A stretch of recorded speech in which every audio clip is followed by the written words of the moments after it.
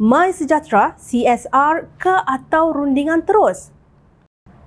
Konsep tanggungjawab sosial korporat CSR yang dicadangkan oleh KPI Soft Entomo telah menyebabkan kerajaan tidak jelas akan hala tuju sebenar perolehan aplikasi MySejahtera. Kerajaan keliru daripada segi pelantikan KPI Soft, konsep CSR dan tempohnya serta pemilikan aplikasi MySejahtera, kata jawatankuasa kira-kira wang negara dalam satu kenyataan. Pengerusi PAC Wong Kah Wah berkata pelantikan KPI Soft Entomo sebagai pembangun aplikasi MySejahtera pada bulan Mac 2020 didapati tidak teratur serta tidak berlandaskan prosedur atau tata cara perolehan kerajaan. Tiada sebarang minit ataupun dokumen sokongan yang wujud berkenaan dengan pelantikan tersebut, katanya. Menurut PAC, satu-satunya dokumen adalah NDA Non-Disclosure Agreement, iaitu dokumen kerahsiaan yang ditandatangani antara MKN bagi pihak kerajaan dengan KPI Soft. Konsep CSR dilihat telah digunakan sebagai mekanisme untuk mendapatkan projek kerajaan tanpa melalui prosedur perolehan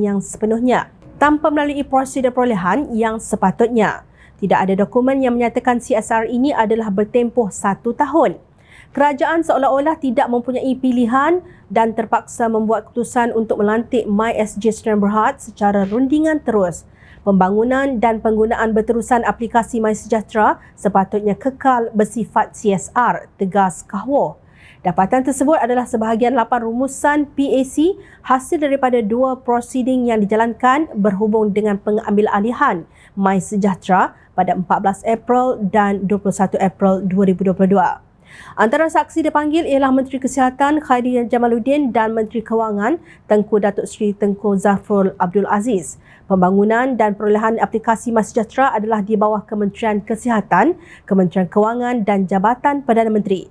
Menurut kenyataan PAC, syarikat pembangun aplikasi MySejahtera pernah mencadangkan agar aplikasi ini dikomersialkan.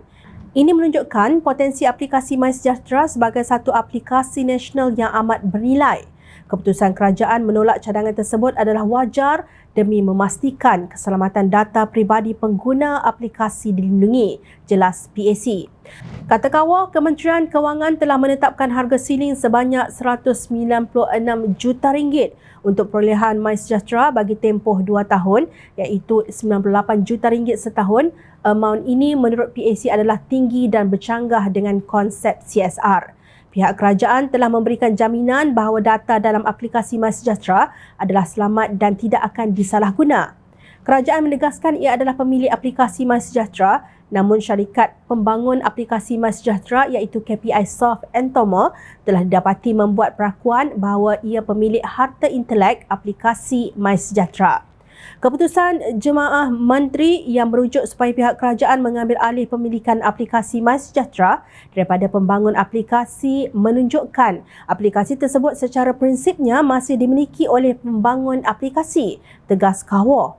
Menurut PAC, setakat April 2022, kerajaan didapati masih belum mendaftarkan harta intelek IP bagi aplikasi MySejahtera di MyIPO yang boleh menyebabkan aplikasi ini dituntut pemilikannya oleh pembangun aplikasi.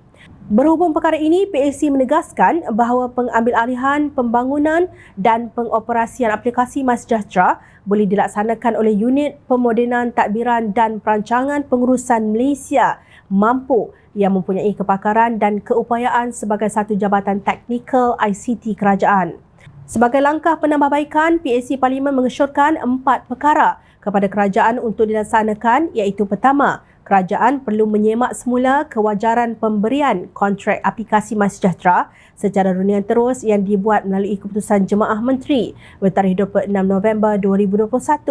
Kerajaan harus mengambil alih keseluruhan aplikasi berkenaan melalui mampu.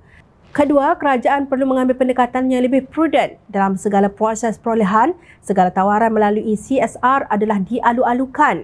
Bagaimanapun, terma-terma berkenaan dengan tawaran CSR harus dinyatakan dengan jelas dan tidak boleh dijadikan sebagai jalan alternatif untuk rundingan terus.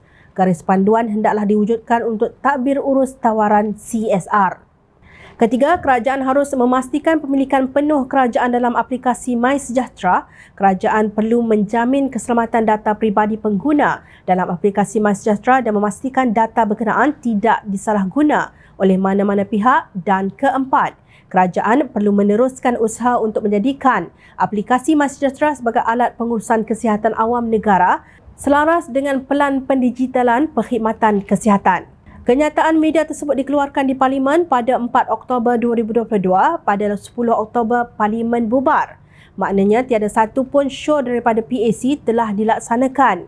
Ia menjadi bagasi yang ditinggalkan oleh Perdana Menteri Datuk Seri Ismail Sabri Yaakob, Khairi Jamaluddin dan Tengku Zafrul.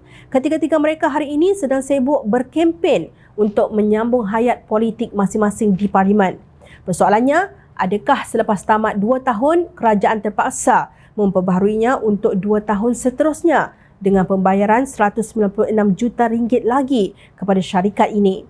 Kenapa kita harus mengeluarkan RM98 juta wang pembayar cukai kepada syarikat swasta yang kabur entah siapa pemiliknya tahun demi tahun?